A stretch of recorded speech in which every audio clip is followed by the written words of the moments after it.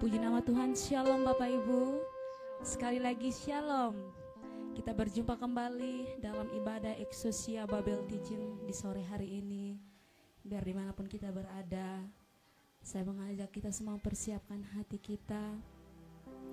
Kita mau datang menyembah Tuhan. Terima kasih banyak ya Bapa. Kami mengucap syukur untuk kasih setia-Mu ya Bapa. Penyertaan-Mu bagi kami semua anak-anak-Mu. Sehingga sampai hari ini Tuhan, Kau masih mengizinkan kami untuk terus ada dalam hadirat-Mu ya Bapa. Melayakkan setiap pribadi kami Tuhan, dimanapun kami berada. Kami mau tenang teduhkan hati kami dalam hadirat-Mu. Terima kasih Tuhan. Ku datang Tuhan di hadirat-Mu. Kami siapkan hati kami menyembah-Mu ya Allah. Terima kasih Yesus. Ini kami umat-Mu ya Bapa. Dengan segenap hati, dengan segenap kerinduan, membawa hidup kami persembahan bagi-Mu ya Allah. Haleluya. Mari bersama kita dalam pujian ini.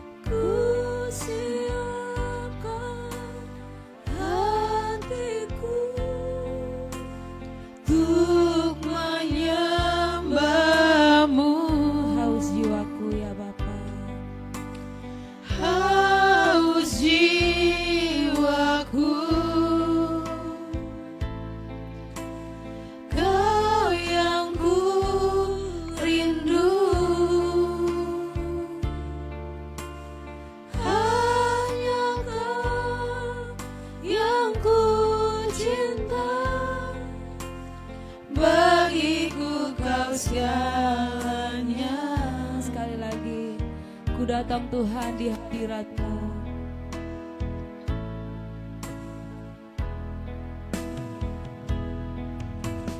Ku datang Tuhan di hadirat-Mu, di hadirat-Mu. Kami siapkan hati kami ya Bapa. Ku siapkan hatiku untuk menyembah-Mu. Haus jiwaku, haus jiwaku. Hanya Kau yang kami rindu, Kau yang ku rindu. Hanya Kau yang ku cinta, bagiku Kau segala. Dengan penuh hati naikkan pujian ini sekali lagi. Ku datang Tuhan di hadirat-Mu. Ku datang Tuhan di hadirat-Mu ya Bapa. Di hadirat-Mu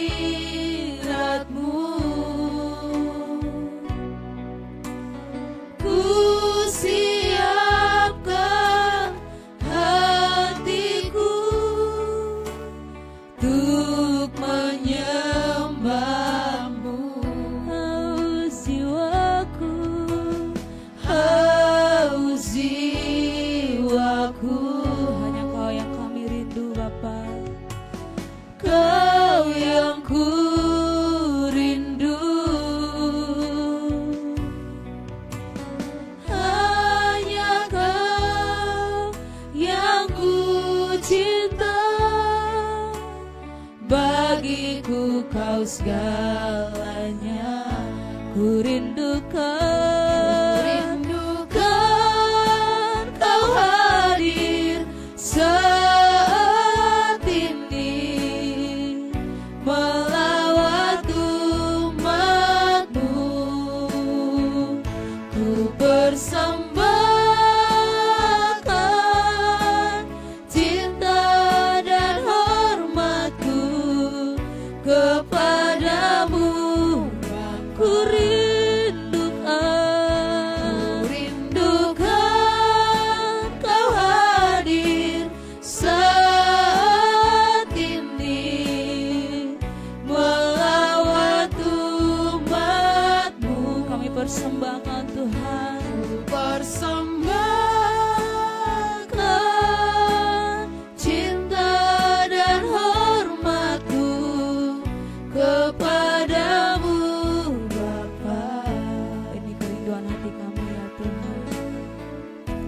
datang di hadirat-Mu ya Bapa.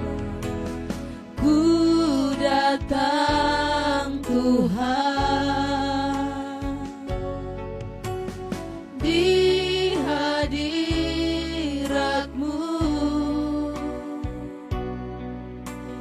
ku siapkan hatiku untuk menyembah-Mu. Haus jiwaku, Haus jiwaku, Kau yang ku rindu, hanya Kau yang ku cinta, bagiku Kau segalanya. ku rindukan, Kau hadir saat ini melawat umat-Mu. Ku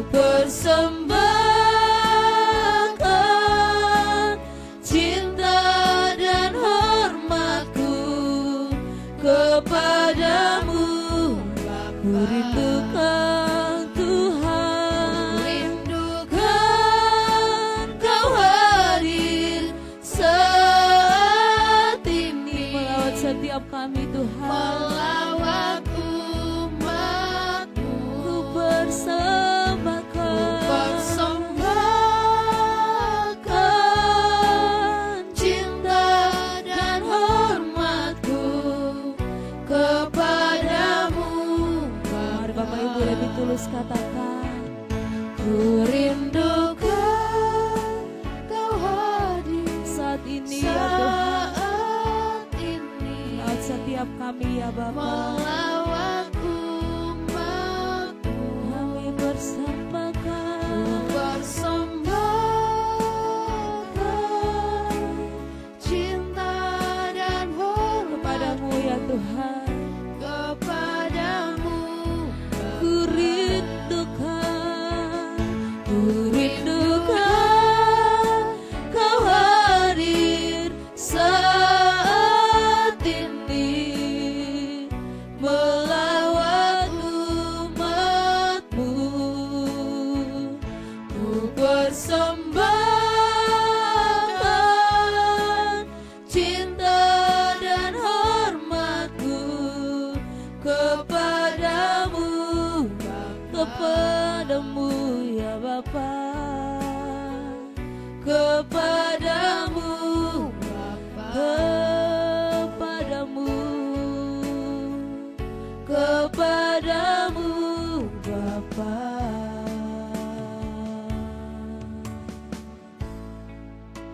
sembah bagimu Bapa. Sembah bagimu, Bapa. Hormat bagimu Bapa. Hormat bagimu, Bapa.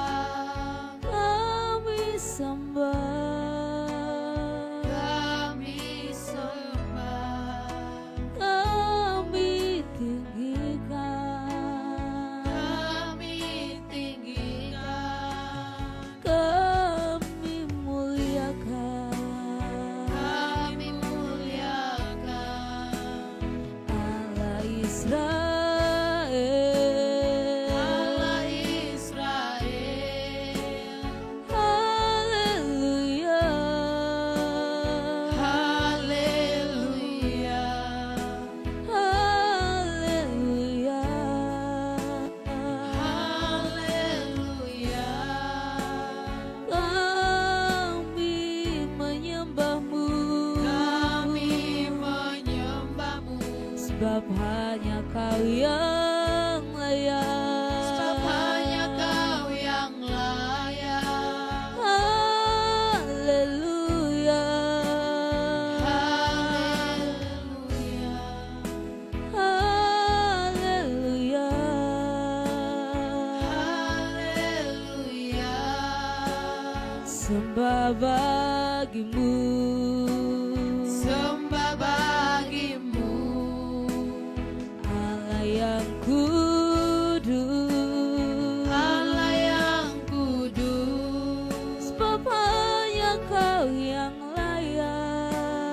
sebab hanya Kau yang layak, sebab hanya Kau yang layak, sebab hanya Kau yang layak, sebab hanya Kau yang layak, sebab hanya Kau yang layak. dipuji disembah, Dipuji disembah, kami sembah, kami sembah, kami sembah, kami sembah, kami sembah, kami sembah. Allah Israel, Allah Israel. Terima kasih Tuhan, kami Engkau hadir melewat setiap kami Bapa. Rindukan Kau hadir saat ini melawat umat-Mu. Ku persembahkan cinta dan hormatku kepadamu, Bapa. dengan segenap hati. Ku rindukan Kau hadir saat ini melawat umat-Mu. Amin. Ku persembahkan cinta dan hormatku kepadamu, Bapa. Kepadamu ya Bapa, Kepadamu, Bapa. kepadamu ya Bapa, Kepadamu, Bapa. terima kasih banyak Allah Elohim Yahweh. Ini setiap kami umat-umat-Mu ya Tuhan. Kami datang bawa hidup kami ya Bapa. Kami datang persembahkan hidup kami bagi-Mu Tuhan. Nyalakan cinta-Mu dalam hati kami Yesus. Biarlah kami sungguh-sungguh untuk melayani Engkau ya Bapa, dengan segenap hidup kami. Ku berikan cintaku,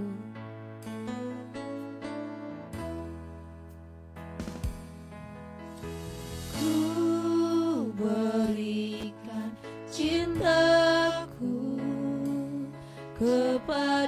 kepadamu, Bapakku. Cinta yang tulus, cinta yang murni. Tak ada kepalsuan, tak ada kemunafikan. Hanya Engkau yang ku cinta dengan jiwa ragaku. mari lebih sungguh nyatakan bersama.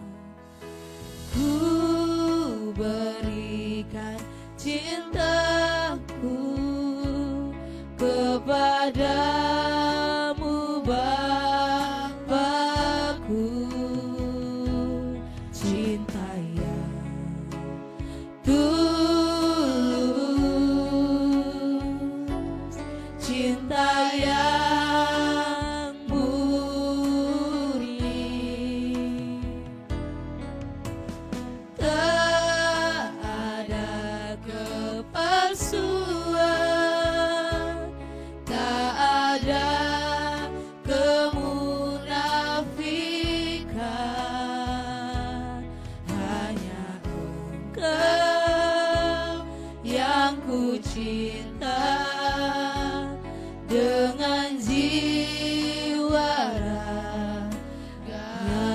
Nyalakan cintamu, nyalakan cintamu Bapa. Kobarkan cintamu Bapa dalam hatiku, dalam hidupku. Ku melayanimu selamanya. nyalakan cintamu, Nyalakan cintamu Bapa. Kobarkan cintamu Bapa dalam hatiku, dalam hidupku. Ku melayanimu selamanya. nyalakan cintamu, Nyalakan cintamu Bapa. kobarkan cintamu ya Bapa. Kobarkan cintamu Bapa dalam hatiku, dalam hidupku. Ku melayanimu selamanya. Lebih sungguh nyalakan cintamu, Nyalakan cintamu Bapa. Kobarkan cintamu Bapa dalam hatiku, dalam hidupku. Ku melayanimu selamanya. nyalakan cintamu Nyalakan kepada hamba-Nya cintamu Bapa. Baik Bapak Ibu, mari kita berdoa. Bapa kami dalam kerajaan sorga, Bapa di dalam nama Tuhan Yesus Kristus, tiba waktunya Engkau memperdengarkan isi hati-Mu bagi kami semua. Berbicaralah kepada kami Bapa, baik yang mengikuti di tempat ini maupun hamba-hamba kekasih-kekasih Tuhan yang mengikuti Exousia Bible Teaching ini dari rumah atau dari tempat masing-masing secara live streaming. Tuhan hadir menjamah melawat kami, berbicara kepada kami, supaya kami terus berjuang untuk mengenakan kehidupan Kristus dalam kehidupan kami. Terima kasih Bapa, hadirlah, bicaralah. Pakai bibir mulut hamba-Mu yang lemah, kecil dan terbatas ini untuk menjadi juru bicara Elohim Yahweh, menyampaikan kebenaran yang berasal dari hati Bapa bagi kami semua. Di dalam nama Tuhan Yesus Kristus. Haleluya. Amin. Baik Bapak Ibu, Shalom. Selamat sore, kembali kita jumpa dalam Exousia Bible Teaching. Bersyukur karena kita masih diberikan kesempatan oleh Bapa di sorga untuk terus ada dalam proses kehidupan. Setiap hari adalah kesempatan bagi kita Bapak Ibu untuk melayani pekerjaan Tuhan dan terus berubah untuk mematikan setiap kodrat dosa dan mengenakan kodrat ilahi. Puji Tuhan. Bapak Ibu, mari kita membuka bagian kebenaran Tuhan dalam Exousia Bible Teaching kali ini, yaitu dari Roma 8 pasal 1 sampai pasalnya yang ke-17. Mungkin kita tidak akan membaca semuanya, tapi saya akan memberikan catatan-catatan penting ayat demi ayat dari Roma pasal 8 ini. Di bawah tema hidup oleh roh. Mari kita mulai dari yang pertama. Demikianlah sekarang tidak ada penghukuman bagi mereka yang hidup di dalam Kristus. Sekali lagi, bagi mereka yang hidup di dalam Kristus itu tidak ada penghukuman. Maksud bagaimana Pak? Nah kita lihat. Penghukuman itu adalah kata krimo ya. Kata krimo itu banyak, ada beberapa pengertian yang menjelaskan kata krino ini ya. Penghukuman atau condemnation dari kata krima dalam bahasa Yunaninya akar katanya kata krino. Yang bisa berarti memberikan penghakiman atau menilai layak untuk dihukum. Nah, ada yang menarik di sini Bapak Ibu. Menilai layak untuk dihukum itu juga bisa berarti melalui teladan yang baik. dengan teladan yang baik, maka membuat kejahatan orang lain menjadi lebih nyata untuk disalahkan. Bapak Ibu, kalau kita melihat kalimat ini, pengertian ini, itu sebenarnya sama dengan pengertian mirip atau similar atau bersesuaian dengan pengertian corpus delicti yang diajarkan oleh Bapak Gembala Sinode kita. Jadi barang siapa yang ada dalam Kristus Yesus, itu tidak akan ada penghukuman. Atau tidak ada penghukuman, berarti tadi kata lain dari penghukuman itu tidak ada penghakiman terhadap mereka. Tidak ditemukan bahwa mereka itu layak untuk dihukum. Dan tidak hanya sekedar tidak layak untuk dihukum, tetapi juga bisa menjadi model teladan bahwa dengan kehidupan yang modelnya seperti ini, ketika ada yang berbeda dari model ini, maka itu pantas untuk disalahkan atau diberikan penghukuman. Jadi kehidupan dalam Kristus Yesus itu memiliki dua aspek penting yang harus kita perhatikan. Yang pertama, tidak ada penghukuman bagi orang yang tinggal atau ada dalam Kristus. Yang kedua, kehidupan seperti ini menjadi teladan atau model supaya kesalahan orang lain yang tidak seperti itu, yang tidak seperti orang yang hidup dalam Kristus, pantas untuk disalahkan. Itu pengertian dari kata krino dalam bahasa Yunani tadi, penghukuman atau condemnation. Jadi pengertian ini harus dipahami dengan benar, ya. Barang siapa yang ada dalam Kristus itu tidak sama dengan orang Kristen. Karena banyak kita melihat bahwa orang Kristen tidak semuanya hidup dalam Kristus. Nah, ini harus penting, yang pengertian yang harus kita pahami dengan benar. Orang yang ada dalam Kristus Yesus itu tidak memiliki pengertian yang sama dengan menjadi orang Kristen. Maka sekalipun jadi Kristen, belum tentu luput dari penghukuman. Sekalipun jadi Kristen, belum tentu bisa jadi model yang bisa menunjukkan bahwa kesalahan orang lain itu pantas untuk disalahkan. Nah, ini suatu keagungan yang bisa diberikan kepada kita sebagai orang percaya yang terus berjuang untuk hidup dalam Kristus Yesus. Ini kehormatan, keagungan yang bisa diberikan kepada kita. Yang pertama, kita bisa terluput dari penghakiman ketika kita tinggal dalam Kristus. Yang kedua, kita bisa menjadi model kehidupan yang menjadikan kehidupan orang lain itu pantas untuk dipersalahkan. Kenapa? Karena modelnya tidak sama dengan model kita atau tidak sama dengan model kehidupan Yesus Kristus. Tapi permasalahannya di sini adalah bahwa untuk memiliki kehidupan seperti Kristus Yesus, itu ada harga yang harus kita bayar. Ada harga yang harus kita tuntaskan, yang harus kita bayar, yang harus kita berikan supaya kehidupan kita menjadi kehidupan, supaya kehidupan kita seperti kehidupan Kristus Yesus. Ayat 2 mengatakan roh yang memberi hidup telah memerdekakan kamu dari Kristus, dari hukum dosa dan hukum maut.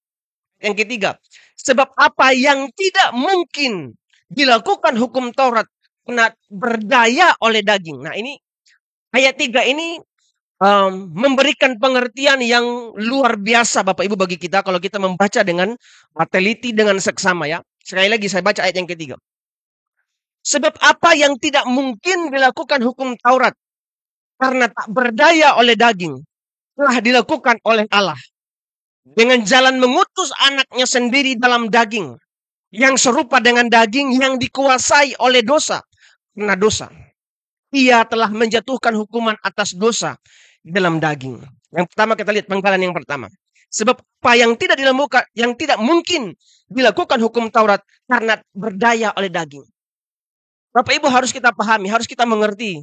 Di bagian yang lain dikatakan bahwa roh memang penurut, tapi daging lemah. Daging kita memiliki ketidakberkatan. Ya,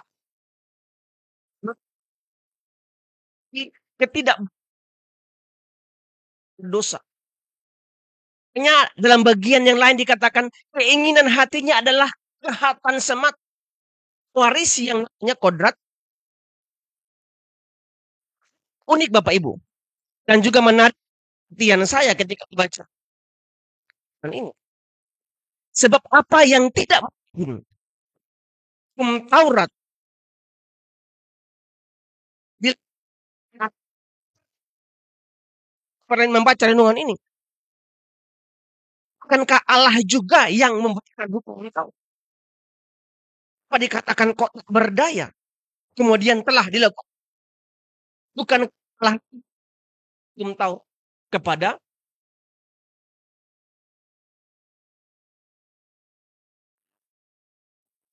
itu diberikan untuk menjadi the way of life. Cara tujuan Allah untuk memberikan hukum Taurat kepada bangsa Israel adalah supaya panduan itu menjadi cara hidup.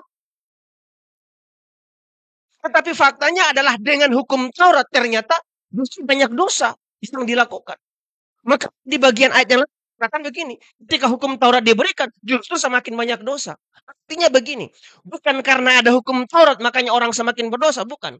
Sebelum ada hukum Taurat, maka perzinahan itu belum bisa dianggap sebagai pelanggaran terhadap hukum Allah. Atau misalnya mencuri belum bisa dikatakan sebagai pelanggaran terhadap hukum Allah. Begitu ada hukum Taurat, maka banyak nih. Oh, ternyata selama ini dilakukan adalah dosa pelanggaran terhadap hukum Allah. Ya. Jadi sekali lagi, bukankah Allah juga yang memberikan hukum Taurat? Kok seolah-olah Allah gagal dalam melaksanakan dalam hukum yang diberikan Allah sendiri.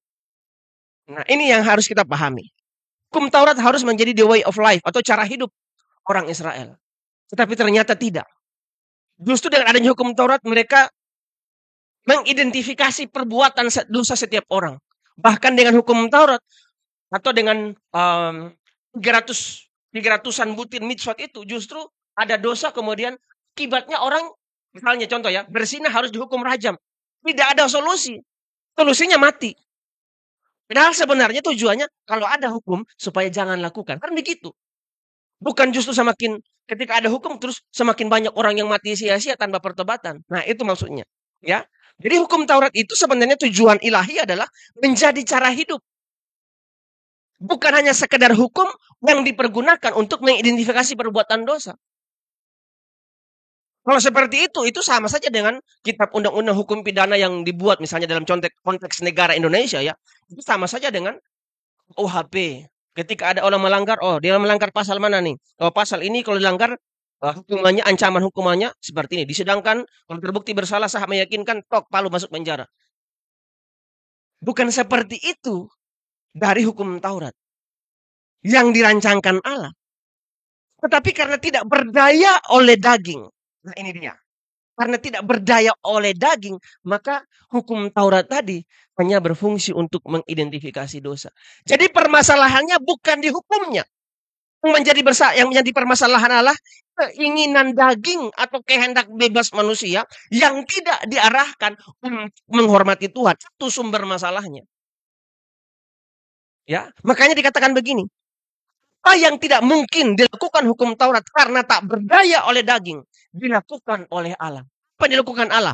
Dengan jalan mengutus anaknya sendiri dalam daging. Perhatikan baik-baik. Dengan jalan mengutus anaknya sendiri dalam daging.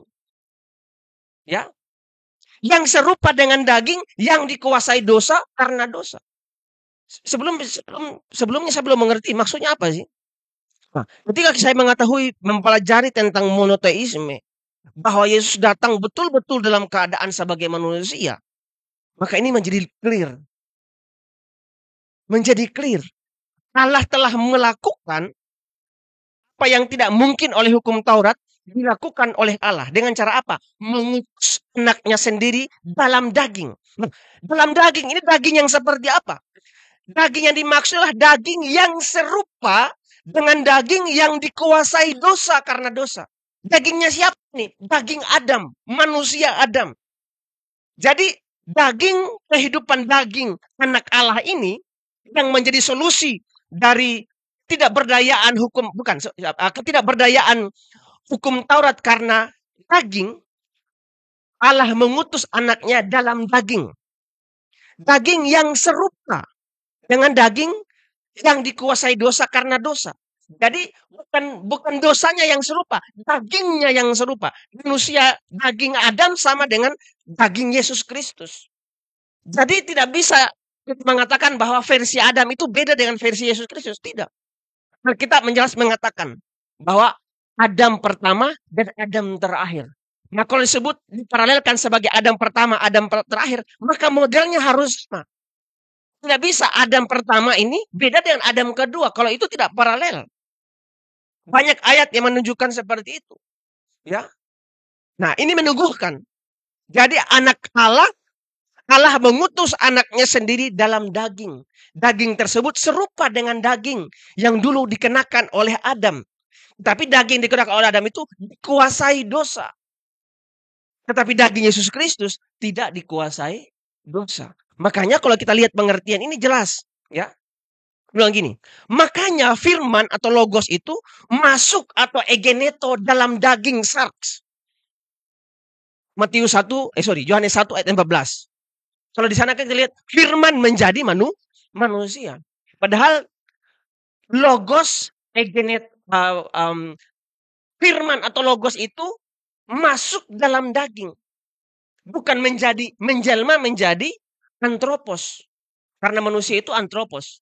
Sedangkan Yohanes 1:15 itu firman itu menjadi daging harusnya atau masuk dalam daging. Ya. Bukan firman menjadi manusia. Tapi firman atau logos Allah yang adalah pikiran perasaan Allah yang diperkatakan, dihidupi oleh Yesus Kristus. Itu disebut dengan firman masuk daging. Sehingga daging dikuasai firman ini tidak melakukan dosa. Sekali lagi, daging yang dikuasai oleh firman tadi adalah perasaan Allah yang diperkatakan. Yang kalau perkataan itu hidup dalam seseorang, maka itu disebut dengan firman yang hidup. Tidak mungkin melakukan. Ini yang tidak dilakukan oleh Adam. Ya, ini yang tidak dilakukan oleh Adam. Sehingga Adam tidak bisa menjadi firman yang hidup. Karena firman Allah tidak hidup pribadi Adam. Sekalipun dagingnya sama. Ini yang harus kita mengerti tentang pribadi Tuhan Yesus Kristus. Jadi Allah mengutus anaknya sendiri dalam daging. Daging yang serupa dengan daging yang dikuasai dosa. Bukan masalah serupa dalam dosanya, dagingnya yang serupa. Tetapi perkara dikuasai dosa atau tidak dikuasai dosa, itu adalah keputusan yang berasal dari sikap yang mengasihi Tuhan. Kalau kita mengasihi Tuhan, berjuang untuk menghidupi firman, maka kita tidak mungkin melakukan dosa. Makanya di bagian yang lain dikatakan, benih yang berasal dari Allah tidak mungkin berbuat dosa. Kalau mau jujur, kita ini semua benih berasal dari Allah. Tidak ada sumber kehidupan di bumi ini, di dunia ini, yang berasal dari sumber lain. Saya manusia berdosa, tapi harus diakui roh yang memberikan kehidupan kepada saya berasal dari Allah. Benihnya dari Allah. Tetapi kehendak bebas itulah yang membuat kita menjadi tidak berdaya. Ya, membuat kehidupan kita dikuasai oleh dosa. Maka apa solusinya? Arahkan pikiran perasaan kita, kehendak kita untuk mengasihi Tuhan. Supaya dosa tidak menguasai daging. Sehingga kita pun tidak memiliki kecurigaan terhadap Yesus. Kok dia Allah, nah karena dia Allah, nah makanya dia tidak berbuat dosa. Tidak. Alkitab menuliskan bahwa daging Yesus Kristus itu serupa dengan daging Adam yang dikuasai dosa. Bukan serupa dalam hal dosanya, tapi jenis dagingnya harus sama. Itu maksudnya. Yang membedakan adalah Adam tidak mengarahkan kehendaknya untuk mengasihi Tuhan. Yesus Kristus mengarahkan kehendaknya untuk mengasihi Bapa di sorga. Makanya kehidupan Yesus tidak dikuasai oleh daging. Tidak dikuasai oleh dosa. Kehidupan Adam dikuasai oleh dosa. Yesus tidak. Walaupun serupa, gambarannya sama. Sama-sama manusia. Tapi firman atau logos Allah itu tidak bisa masuk dalam, tidak bisa dihidupi sepenuhnya oleh Adam. Seperti itu. Nah, dengan jalan mengutus anaknya sendiri, yang memperagakan kehidupan sesuai dengan firman Allah yang hidup dalam daging Yesus Kristus, maka kita bisa ada kehidupan. Kita tidak mungkin berpasrah atau putus asa dalam keadaan kehidupan sekarang. Misalnya kita berjuang tidak berhasil, jatuh, berjuang lagi jatuh, berjuang lagi. Kemudian kita mengambil kesimpulan, memang kita tidak bisa berhidup kudus, tidak bercela celah. Oh tidak seperti itu. Karena Yesus pun berjuang. Yesus pun berjuang, makanya dicobai dengan berbagai-bagai pencobaan. Kalau Yesus tidak perlu berjuang, maka tidak mungkin dicobai dengan berbagai-bagai percobaan. Untuk apa iblis capek-capek mencoba Yesus? Kalau sudah tahu dia adalah Allah sendiri yang tidak mungkin berbuat dosa. Tapi bukan berarti saya katakan Yesus bisa berbuat dosa ya, tapi keinginan atau kehendak perasaannya kan untuk melakukan kehendak Allah. Maka kalau sudah begitu tidak mungkin ada keinginan atau perasaan lain, kehendak lain yang hidup. Karena ketika ada kehendak lain berarti meleset. Nah ini harus kita pahami. Sehingga ketika iblis mencobai pun supaya Yesus jatuh tidak bisa. Kenapa? Karena firman-Nya sudah utuh. Ya, logos Allah itu betul-betul diperagakan manusia Yesus Kristus. Ya. Sekali lagi, dengan jalan mengutus anaknya sendiri dalam daging. Daging tersebut yang serupa dengan daging yang dikuasai dosa karena dosa. Jadi, logos Allah tadi masuk dalam daging. Bukan firman menjelma jadi manusia. Karena Yohanes 1:15 sekali lagi itu kai logos sarx egeneto. Ya, kai logos sarx egeneto. Logos sarx egeneto, ya. Firman masuk dalam daging. Bukan berubah secara mistis, menjelma.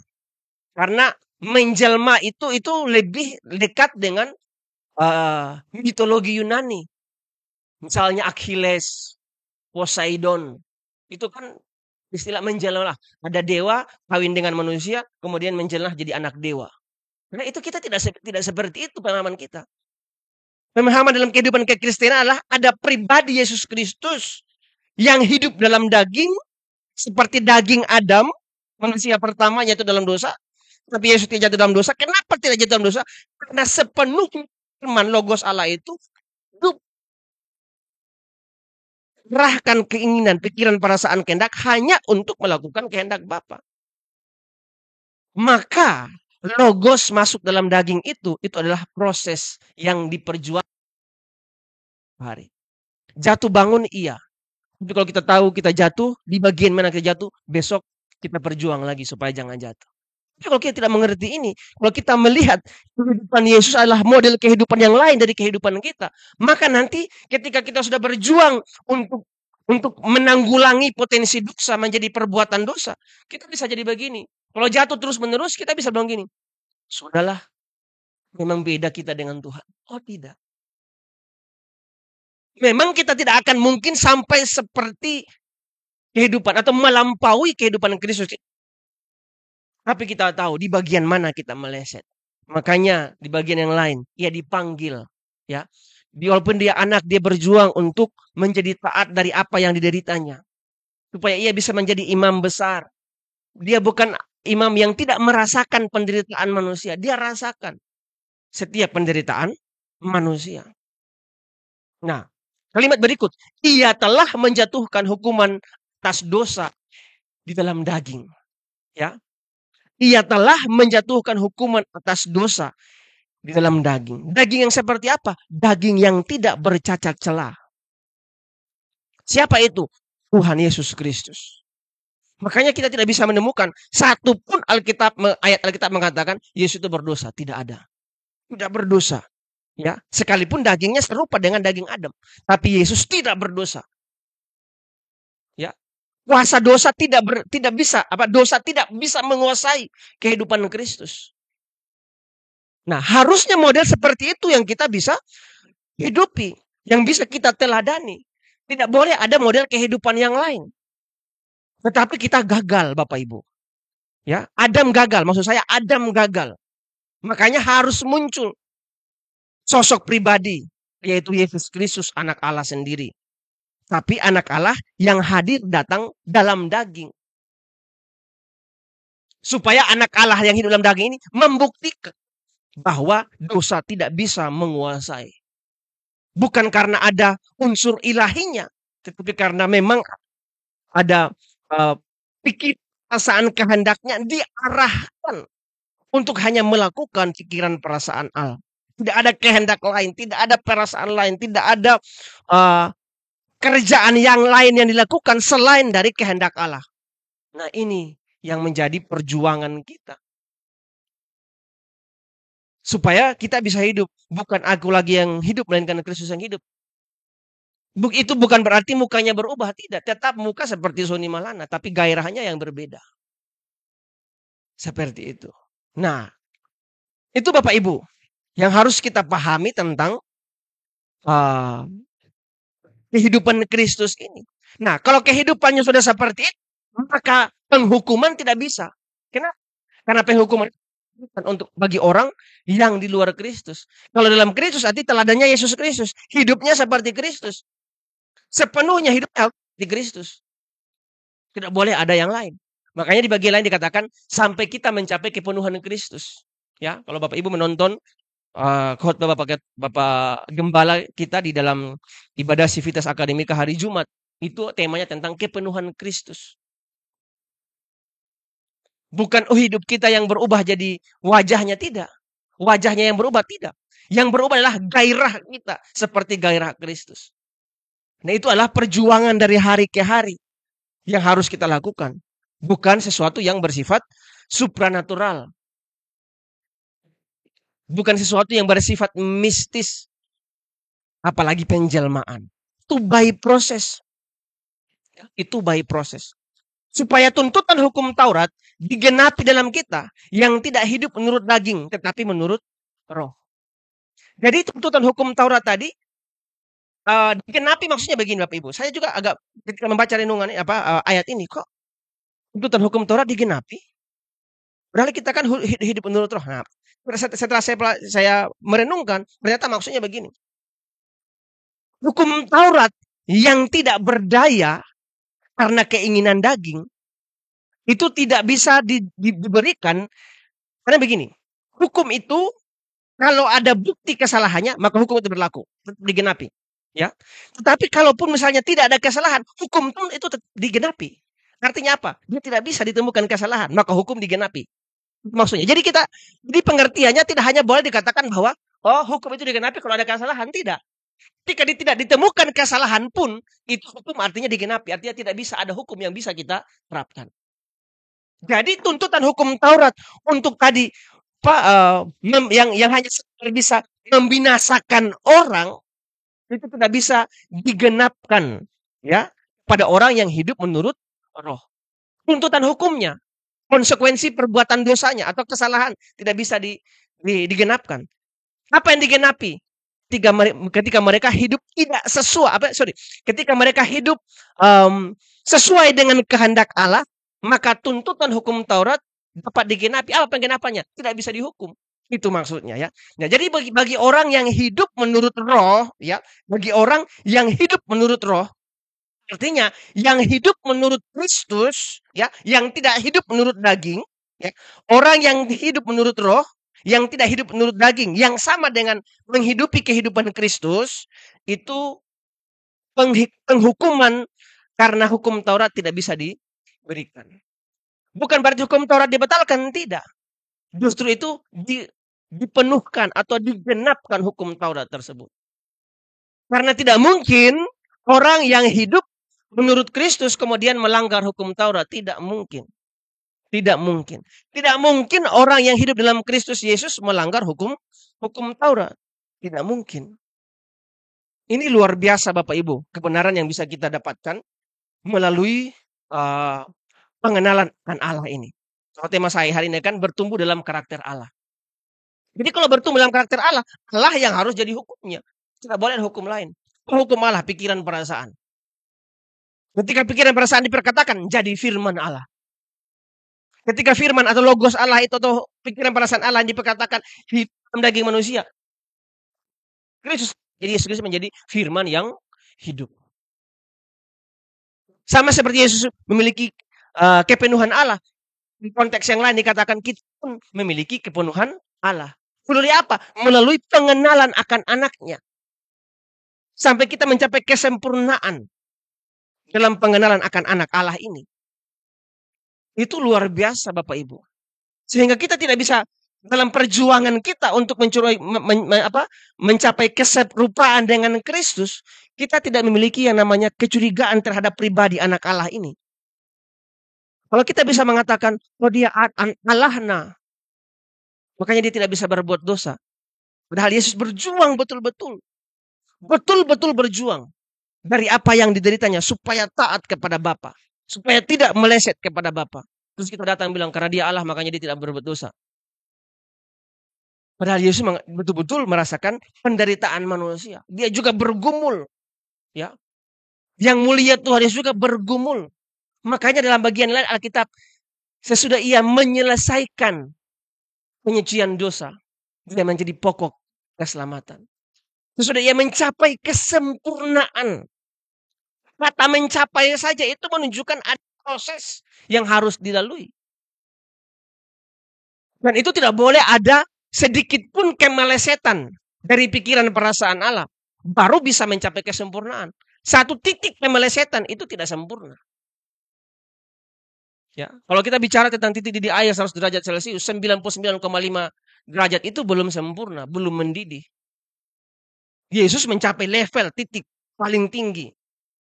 Makanya dikatakan sesudah ia mencapai kesempurnaan. Ada perjuangan. Dan perjuangan itu tidak boleh kita curigai karena dia adalah Allah, makanya Allah sudah setting kunci Tuhan Yesus untuk tidak berdosa. Kalau Allah sudah kunci, tidak mungkin iblis mencobai. Ya. Kalau kita membaca Alkitab, kita hanya melihat dua peristiwa. Yang pertama dari pencobaan di padang gurun, yang kedua di Taman Getsemani. Tapi di Alkitab lain dikatakan bahwa Yesus itu dicobai dengan berbagai-bagai pencobaan. Tetapi dia tidak berbuat dosa.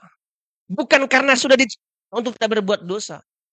Tetapi ia mengarahkan pikiran perasaannya ini untuk hanya melakukan pekerjaan Bapa. Tidak ada pekerjaan yang lain. Nah, model hidup seperti itu yang harus kita teladani. Ya, model kehidupan seperti itu yang harus kita jalani. Mungkin kita punya kesempatan misalnya untuk mencuri, korupsi, berzina. Tapi kita harus perhatikan ini. Kita tidak boleh melakukan. Karena kalau sampai kita melakukan, kita akan memuaskan kodrat dosa. Dan kalau itu terus-menerus dilakukan, itu akan semakin menetap, akan semakin kuat, akan semakin bertumbuh. Sampai kita menjadi anak yang, kalau Alkitab mengatakan, kalau di sini katakan, sampai kita menjadi anak setan yang serupa dengan dunia ini. Kita punya banyak kesempatan untuk bersalah, tapi kita memutuskan untuk tidak berdosa. Itu yang harus kita perjuangkan. Apalagi sampai di hal-hal yang mungkin hanya dalam pikiran. Kemarin saya sampaikan kepada mahasiswa, ya saya sampaikan begini. Setelah saya belum sempurna Bapak Ibu, tapi terus berjuang untuk bisa menyenangkan kehidupan Kristus. Dulu saya pikir susah ini untuk menghentikan perbuatan dosa. Tapi ketika proses by proses, oh iya ternyata bisa Tuhan, ternyata bisa. Tapi kemudian muncul pergumulan lagi. Sekarang bisa Tuhan untuk menanggulangi perbuatan dosa. Sudah bisa ditanggulangi. Ya. Kalau dulu sangat emosional, sekarang sudah bisa untuk tidak emosional.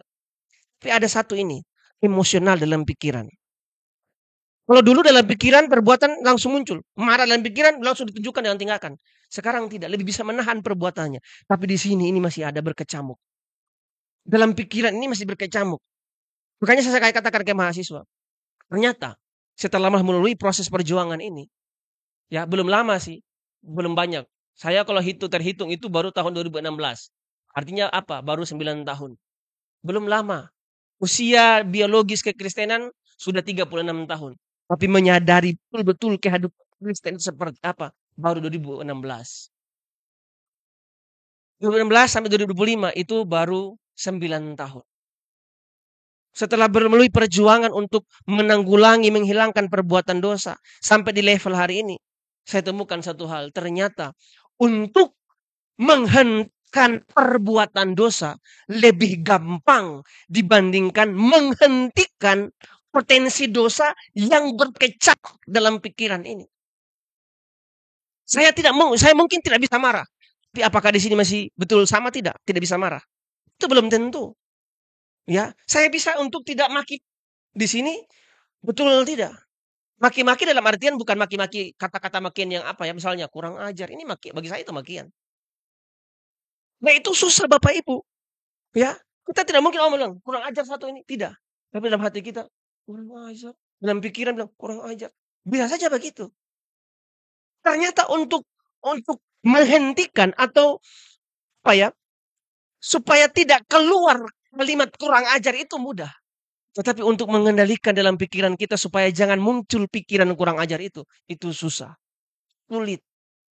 Ya, makanya ketika mengerti apa semakin mengerti kebenaran, bertumbuh dalam kebenaran, semakin kita mengerti. Yesus itu tidak hanya sekedar tidak bisa berbuat dosa dalam artian tindakan dosa, tetapi pikiran pun tidak ada sedikit pun potensi dosa. Makanya Allah yang mengetahui sampai ke dalam batin mengatakan, inilah anakku yang kukasihi, kepadanya lah aku berkenan. Luar biasa Bapak Ibu. Ya, luar biasa. Ya. Beberapa hari belakangan ya, setelah khotbah Bapak Ketua terkait dengan kepenuhan Kristus di Stakupang, kemudian ada khotbah ibadah raya juga di Surabaya tentang siapakah penyesat. Itu saya lihat di komentar-komentar itu kan banyak yang berkomentar dalam ketidakmengertian. Ya, ada yang berkomentar dalam ketidakmengertian. Atau ada yang berkomentar dengan persepsi dia terhadap kalimat Bapak Gembala itu salah, tidak seperti itu. Kemudian mereka memberikan komentar. Terpancing untuk memberikan, tapi saya bilang kita sudah belajar banyak sejak Bapak Eras. Orang-orang seperti ini ya tidak bisa kita hanya sekedar kasih tanggapan kemudian mereka puas, tidak mungkin. Tidak mungkin. Jadi saya bilang ya sudahlah. Saya hubungi teman dosen yang pegang akun itu, saya bilang, "Miss, dihapus sajalah komentar itu." Seperti itu. Dihapus sajalah komentar seperti itu. Karena susah, percuma. Lagian akunnya juga tidak jelas. Saya coba buka akunnya, saya cek ini siapa sih ini? Tidak satu pun video yang di upload atau apa yang pendapat dia juga tidak ada, hanya komentar. Saya bilang, oh ini pasti ya yang memang hanya mencari-cari kesalahan. Bukan untuk mencari kebenaran. Seperti itu. Jadi saya ini apa sih? Kamu tidak mengerti apa yang disampaikan kok komennya begini. Nah itu kan muncul di pikiran. Ketika kita mulai ketik jadi perbuatan. Sepertinya pertanyaan saya, apakah pikiran perbuatan itu nah di hati Allah? Nah kita harus menguji sampai ke sana. Bapak Ibu. Dan itu susah. Makanya tadi saya katakan, untuk menanggulangi sampai jadi perbuatan dosa, ternyata lebih mudah dibanding kita. Nah bagaimana caranya? Logos itu harus terus-menerus masuk. Tidak boleh ada input yang lain yang mempengaruhi ruang pikiran kita. Inputnya harus kebenaran. Ya, berdasarkan apa yang saya tahu ya, yang saya pelajari, yang saya alami. Kebenaran yang masuk itu akan mengubah persepsi kita. Ya, kebenaran yang masuk itu akan mengubah persepsi kita. Makanya dalam perenungan pribadi saya nanti hari Minggu tanggal 19 ya pada ya. Tanggal 19 ya. Tanggal 19 itu ada ibadah di GSK Asia Tanah Merah. Saya akan berikan tema itu menyangkal realitas. Ya, menyangkal realitas. Itu dari pergumulan pribadi saya. Dalam bercakap-cakap dengan seseorang yang saya hormati. Saya bilang, Pak ini kayaknya untuk Bapak semua ini. Terus beliau menjawab saya, oh tidak Pak Son. Saya banyak mendapat sesuatu kebenaran dari apa yang beliau sampaikan. Nah itu memukul saya. Kalimat itu memukul saya. Karena apa yang saya lihat. Faktanya begitu, yang saya tahu faktanya begitu. Tetapi masih bisa ada pengertian sudut pandang yang lain. Nah, ini nanti saya sampaikan lebih jelas pada saat ibadah raya Sunday service di Eksosia Tanah Merah. Ya, itu tidak mudah, Bapak Ibu. Kita kalau sudah berasumsi dalam pikiran saja, kita akan melihat orang punya bahasa ini kayak mana nih sasarannya? Apa maksudnya ini? Bukan kebenaran apa yang disampaikan. Nah, seperti itu Bapak Ibu. Dan itu kemelesetan. Dan itu dalam pikiran kita. Itu adalah sikap pikiran kita yang tidak menghormati Tuhan sebenarnya. Ya, yang tidak menghormati Tuhan. Dan ketika beliau menjawab saya seperti itu, saya bilang, aduh betul, ini salah ini. Ini salah. Ini salah. Makanya belajar lagi. Tidak ada perbuatan tindakan dosa, tetapi di sini sudah meleset. Ya, sudah meleset di sini. Makanya ruang pertempuran kita ini di sini sebenarnya. Dan kita mengkonsumsi input-input yang lain, ya, input-input yang bukan kebenaran, itu akan mempengaruhi semua. Ya. Termasuk komentar-komentar tadi itu mempengaruhi kita juga sebenarnya. Ya, mempengaruhi kita. Tapi tidak apa-apa, kita harus menguasai. Ya, kalau kita mengatakan kita menghidupi logos Allah atau firman Allah, maka kita harus menguasai seluruh kehidupan kita. Ya, supaya jangan sampai bertindak dan meleset. Jadi bukan lagi hidup menurut hukum dunia, tapi Allah lah yang menjadi pikiran perasaan Allah lah yang menjadi hukum kita. Pikiran perasaan Allah lah yang menjadi hukum kita. Baik Bapak Ibu, mungkin ini yang biasa saya sharingkan kepada kita pada kesempatan pagi hari ini. Mari kita terus berjuang untuk menjadi serupa dengan Kristus. Menanggulangi bukan hanya sekedar perbuatan dosa, tetapi potensi dosa yang berkecamuk dalam pikiran kita harus tanggulangi. Bagaimana caranya? Dengan kebenaran. Dengan meneladani kehidupan Kristus. Berjuang untuk menyerahkan kehidupan Kristus. Salah, jatuh, berjuang lagi. Jatuh, berjuang lagi. Sampai kita mencapai keserupaan dengan gambaran anaknya. Itulah kehidupan yang dikehendaki oleh Allah Bapa. Amin. Untuk kebenaran firman Tuhan, mari kita berdoa.